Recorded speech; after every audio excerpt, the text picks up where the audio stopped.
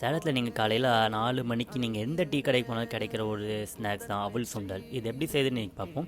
இதுக்கு வானல்ல 2 spoon oil add பண்ணிவிட்டு உளுத்தம்பருப்பு, கொஞ்சம் கடலப்பருப்பு, அதுலேயே கூட கொஞ்சமாக கடுகு ஆட் பண்ணிவிட்டு இதெல்லாம் பொரியிற மாதிரி நல்லா வறுத்தரலாம். 2 பச்சை மிளகாய் எடுத்துருக்கேன், ஹாஃபாக கட் பண்ணிவிட்டு அதையும் இதில் ஆட் பண்ணி நல்லா வதக்கிடலாம். ஒரு பெரிய வெங்காயம் எடுத்து நல்லா சாப் பண்ணி வச்சுருக்கேன், அதையும் ஆட் பண்ணி அதையும் இதில் ஆட் பண்ணிக்கலாம். இதில் கொஞ்சம் பெருங்காயத்தூள் ஆட் பண்ணிவிட்டு அதே மாதிரி கொஞ்சமாக மஞ்சத்தூள் ஆட் பண்ணிக்கலாம். தேவையான அளவுக்கு சால்ட் ஆட் பண்ணிக்கலாம்.